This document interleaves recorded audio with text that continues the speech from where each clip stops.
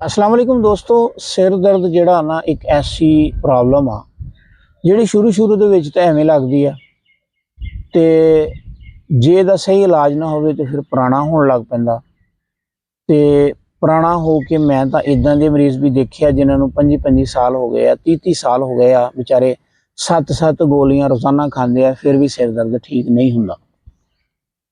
ਦੋਸਤੋ ਜੇ ਤੁਸੀਂ ਐਲੋਪੈਥੀ ਦੀ ਗੱਲ ਕਰੋ ਤੇ ਐਲੋਪੈਥੀ ਦੇ ਵਿੱਚ ਪੈਨਾਡੋਲ ਐਸਪਰੀਨ ਵਰਗੀਆਂ ਦਵਾਈਆਂ ਜਿਹੜੀਆਂ ਇਨਸਟੈਂਟ ਕੰਮ ਕਰਦੀਆਂ ਉਹ ਤੇ ਮੌਜੂਦ ਹੈ ਨੇ, ਲੇਕਿਨ ਸਿਰ ਦਰਦ ਵਰਗੇ ਮਸਲੇ ਨੂੰ ਹੈਡੇਕ ਕਹਿ ਲਓ, ਮਾਈਗ੍ਰੇਨ ਕਹਿ ਲਓ ਜਾਂ ਤੁਸੀਂ ਮਤਲਬ ਹੋਰ ਜਿੰਨੀਆਂ ਵੀ ਸਿਰ ਦਰਦ ਦੀਆਂ ਕਿਸਮਾਂ ਅਗਰ ਇਹਨਾਂ ਦੀ ਗੱਲ ਕਰ ਲਓ ਤੇ ਐਲੋਪੈਥਿਕ ਦੇ ਵਿੱਚ ਕੋਈ ਦਵਾਈ ਐਸੀ ਨਹੀਂ ਹੈ ਜਿਹੜੀ ਮੁਸਤਕਿਲ ਤੌਰ ਤੇ ਇਸ ਮਸਲੇ ਨੂੰ ख़त्म ਕਰੇ।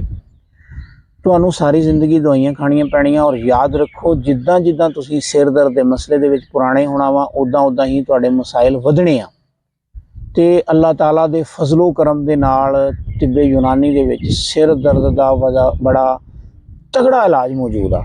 ਔਰ ਮੈਂ ਤੁਹਾਡਾ ਵੀਰ ਅਲਹਮਦੁਲਿਲਾ ਅੱਲਾਹ ਤਾਲਾ ਦੇ ਫਜ਼ਲੋ ਕਰਮ ਦੇ ਨਾਲ ਹਜ਼ਾਰਾਂ ਮਰੀਜ਼ਾਂ ਦਾ ਇਲਾਜ ਕਰ ਚੁੱਕਿਆ ਵਾਂ ਸ਼ਰਤੀਆ ਅੱਲਾਹ ਤਾਲਾ ਦੇ ਫਜ਼ਲੋ ਕਰਮ ਦੇ ਨਾਲ। ठीक है जी, मैं तुहानू 3 दवाइयां दसांगा जिन्हां दे विचों एक तुहानू जिहड़ी है ना आम ही पंसार स्टोर तो मिल जाएगी। वो तुसी इनिशियल लैवल दे उत्ते इस्तेमाल कर सकते हो, तुहानू उहदे नाल फायदा हो जाएगा। दोस्तों एक दिन सिर दर्द होया तुसी पैनाडोल लै लई, दूसरे दिन होया तुसी पैनाडोल लै लई। अगर ये काम हफ्ते दे तो ज़्यादा हो गया ना तो फिर हुण तुसी पैनाडोल या होर कोई एनसिड पेन किलर नहीं लैनी, नहीं तो तुसी बड़े वड्डे मसले फस जाना वा। ठीक है, हुण तुसी की करोगे? हुण तुसी साडी तिब दी एक दवाई लोगे, उहदा नाम आ अतरीफल उस्तु खुदूस। अतरीफल उस्तु खुदूस ये किसी भी मैडिकल स्टोर तो किसी भी दवाखाने तो मिल जाएगी। ਇਹਦੇ ਖਾਣ ਦਾ ਤਰੀਕਾ ਕੀ ਆ? ਇਹਦਾ ਇੱਕ ਚਾय वाला चम्मच रात ਨੂੰ ਸੌਣ ਲੱਗਿਆਂ ਨੀਮ ਗਰਮ ਪਾਣੀ ਦੇ ਨਾਲ ਖਾਣਾ ਵਾ। ਉਸ ਤੋਂ ਬਾਅਦ ਤੁਸੀਂ ਕੋਈ ਖਾਣਾ ਪਾਣੀ ਦੁੱਧ ਵਗੈਰਾ ਨਹੀਂ ਕਰਨਾ, ਯਾਨੀ ਤੁਸੀਂ ਸੌਣ ਲੱਗਿਆਂ ਹੀ ਇਹਨੂੰ ਕਰਨਾ।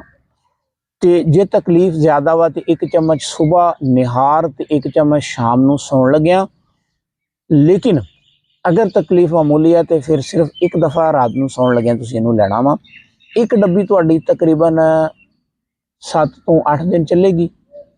इंशाअल्लाह ताला उहदे दौरान ही तुहाडा मसला खत्म हो जाएगा। जे तकलीफ दे विच कोई थोड़ी जी कसर बाकी आ खत्म होने दे विच ते एक डब्बी होर इस्तेमाल कर लो, तुहाडा मसला ठीक हो जाएगा। जे तुहाडा मसला इहदे नाल ठीक ना होवे ते फिर तुसीं साडा माइग्रेन कोर्स इस्तेमाल करोगे जिहदे विच कि मिग्रीनैक्स मशरूब आ, यानी साडा सिरप आ और मिग्रीनैक्स कैप्सूल आ। ये तुसी सानू ऑर्डर कर सकते हो इंशाअल्लाह ताला। अल्लाह ताला दे फजलो करम दे नाल 30 साल पुराना सिर दर्द भी इस साडे कंबीनेशन दे नाल खत्म हो जाता। ठीक है, जे तुसी मजीद मालूमात लैनी हो साडे नाल व्हाट्सएप कर सकते हो। ठीक है, तो अगर तुसी साडे कोलों इलाज करवाना होवे ते पहले हफ्ते की दवाई असीं तुहानू फ्री देवांगे। उस तो बाद असीं तुहाडे कोल रूटीन दे चार्ज करांगे। कुरियर के जरिए अगर तुसी दवाई मंगाउणी आ तो पहले हफ्ते की दवाई फ्री है, लेकिन भेजण के अखराजात तुसी अदा करोगे। तो जे तुसी साडा माइग्रेन कोर्स मंगवाना होवे तो फिर तुसी साडे नाल राबता करो। इहदे विच असीं पहली वारी जिहड़ा ना तुहानू कुरियर के अखराजात छड्ड देवांगे, असीं मैडिसिन के अखराजात चार्ज करांगे ते दूसरी वारी तो फिर असीं तुहाडे कोल कुरियर के अखराजात भी चार्ज करांगे।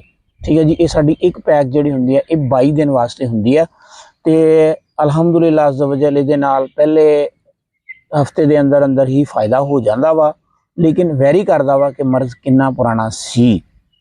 ठीक है जी, अल्लाह हाफिज़।